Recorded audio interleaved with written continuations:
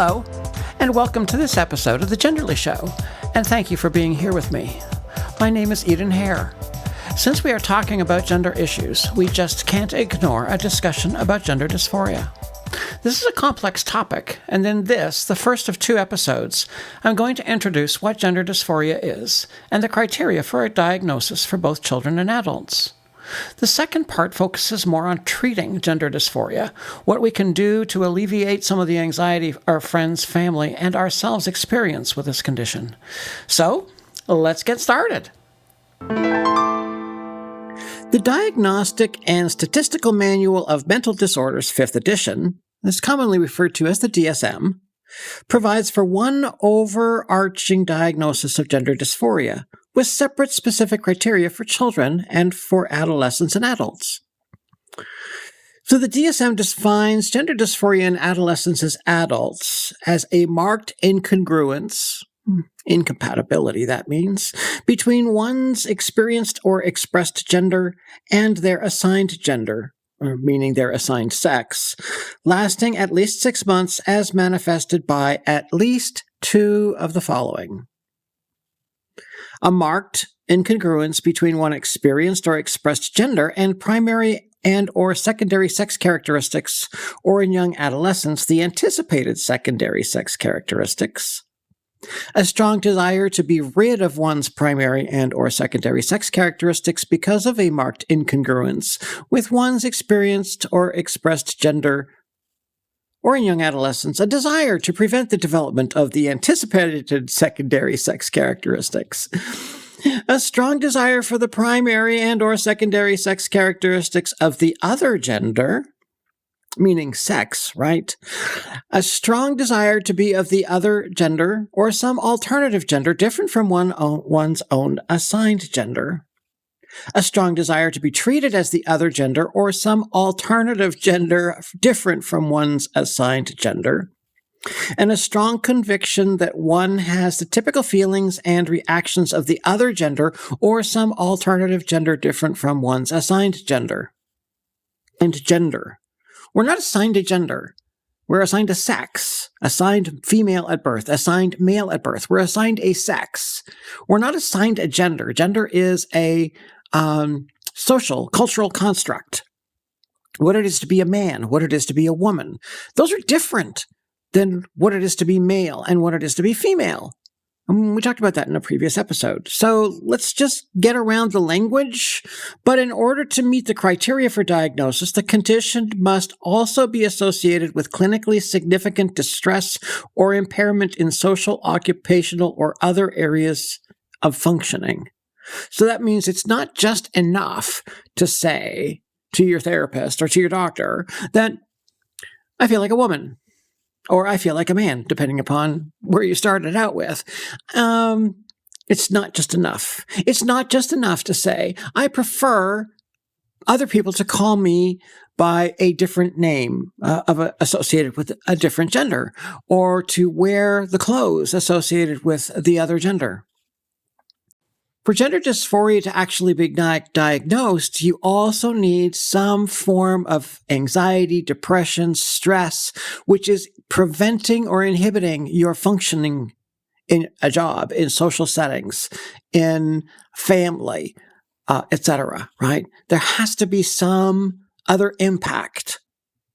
And that impact comes from that incongruence, that incompatibility between whatever sex you were assigned at birth and how you feel about yourself. Just to interject my definition for a moment before we get to children. For me, I was assigned male at birth. And I think that was fine for a while, but by the time I hit puberty, I realized that there was something different. I just didn't know how to describe it.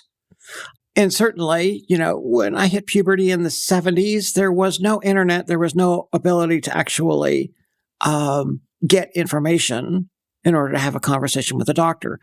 And certainly trying to explain to family, friends, parents that there was something different without really understanding what was different was going to be a really, really hard and challenging discussion, right? Ultimately, eventually, I start to figure out that my preference, my gender identity is that of a woman. And then it was, but I've always felt this way. This makes sense to me. Now I understand why I get overly emotional sometimes, why I am more caring and nurturing than some of the guys that I know, why I'm not interested in sports and cars and all these things, and why I'm, more interested in what would be, associated with typically feminine activities. But then at the same time, I never learned how to sew. I never really learned how to cook. And there, in lies part of the social challenges, right? I'm interested in this, but I can't really be interested in this because socially, culturally, it's not really appropriate for my assigned gender. Okay, so all of that being aside, that created stress for me. That created anxiety for me. How do I be what everybody else wants me to be and still rationalize what I want to be, the way I feel I am? In a future episode, we're going to talk about that and, in the sense of getting married, having relationships when you are at odds with yourself. How can you have a successful relationship? How can you have a successful marriage long term when you don't like who you are? So, all that being said, there has to be some form of stress that goes along with it. Now, with the case of children, it's a little bit different. So, the DSM says the gender dysphoria children is, again, a marked incongruence or incompatibility between one's experienced or expressed gender and one that is assigned, right? Has to last, again, at least 6 months and manifest by at least 6 of the following, one of which must be the first. A strong desire to be of the other gender, or an insistence that one is the other gender or some alternate gender defined different from one's assigned gender. Okay, that one must be met. In boys, their assigned gender or assigned sex, right? A strong preference for cross-dressing or simulating female attire. Or in girls, is a strong preference for wearing only typically masculine clothing and a strong resistance to the wearing of typically feminine clothing. A strong preference for cross-gender roles in make-believe play or fantasy play. A strong preference for the toys, games, or activities stereotypically used or engaged in by the other gender. A strong preference for playmates of the other gender. In boys, assigned gender, a strong rejection of typically masculine toys, games, and activities, and a strong avoidance of rough and tumble play. Or in girls, a strong rejection of typically feminine toys, games, and activities, a strong dislike of one's sexual anatomy, and a strong desire for the physical sex characteristics of that match one's experienced gender. So there are some commonalities between the two of them. The difference is that we would see differences in behavior in children, right? So the desire, or let's say in boys, a preference for having girl playmates, or for girls that are experiencing a more masculine gender, a preference for having male playmates. Preference for different types of play, different types of toys, etc. So there are other things that, should become visible in the diagnosis of the child with gender dysphoria. But again, the first one is that it's a strong desire to be the other gender, or the insistence that one is the other gender. So, saying, I am a girl, that the child that's assigned male at birth, I'm a girl. I don't care what you say. I'm a girl. And I'm going to dress this way, behave this way, and I want you to call me by this other name. Those are strong indicators. What do you do? I mean, really, this definition in the DSM is written using language which really only a doctor or a lawyer can understand. We can translate some of this stuff into language which is easier for us to get to. Let's go back to one of our previous episodes on sex and gender, right? Our physical body, our secondary sex characteristics, when they don't match how we feel about ourselves, about our gender, we get stress. we want to swap them out. We want to swap out those secondary sex characteristics for those of our desired sex. We not only want to look like a different sex, but we feel like we have always been a different sex, other than what others have told us that we are. And ultimately, we want to be recognized as the sex, the gender that we feel we are. So again, going back to our gender identity episode, our primary and secondary sex characteristics define what we are. Gender, as assigned by others, is who they think we are, right? Who they think we are. They think that we are masculine. They think we are feminine. Gender identity is chosen by us. It's who we feel we are, which does not necessarily have to align with our assigned sex at birth. And gender expression, we know, is how we express our notion of our gender so that others can see it. The individual who is assigned female at birth, for example, who believes that they are actually masculine, actually a man, they will express that preferred gender by maybe asking people to use a different name, by asking others to use more masculine pronouns.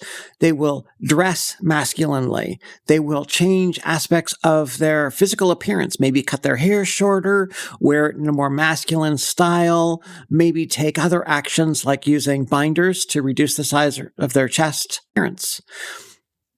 These are all things that this individual could do to help with their gender dysphoria, the stress, reduce the stress of how they feel about themselves and the incongruence, the incompatibility with their assigned sex.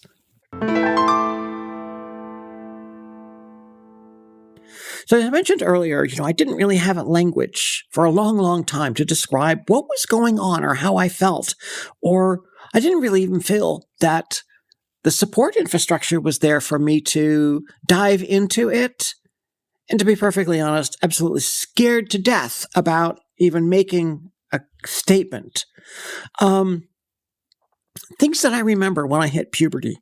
My God, I didn't want facial hair. No way. None. That was not on my list of things that I wanted. I remember going to bed, saying my prayers, and asking God to wake me up as a girl. And if he wasn't going to do that, to at least give me breasts. Now, there's the whole God ultimatum thing. Now, it wasn't really an ultimatum. It was, please, I'm praying, please answer my prayer, right? I didn't say, make me a girl and I'll do this. So, but, we all have at one point in time or another saying, God, please bail me out of this situation and I will whatever, right? But I remember feeling it many times in my life that there was an emotional response to situations which was more in line with that of a woman, or being called out for having an emotional response or behavior typically associated with that of being a woman. So the reality is I self-diagnosed gender dysphoria like 25 years ago. And I self-treated by living as I wanted whenever I could. And, during my second marriage. And when that marriage fell apart, I ended up burying all of it, all of the emotion, all of the desire, me. I ended up burying me. And taking all of that, I said burying, but taking all of that stuff and packaging it all up in something that I could put through a shredder. That's damaging. I'm going to tell you right now, that's damaging. If you are struggling with this right now, don't do that. Don't bury this stuff to the point where you think you can live without it. I went for 20 years. And when I think about what I went through in those 20 years, gosh, I wish I had done this before. Thank you so much for spending this time together with me and helping celebrate the diversity which makes each of us unique. Please remember to subscribe to the podcast on your favorite platform and follow us on Twitter at Genderly Podcast. Until next time, be unapologetically you.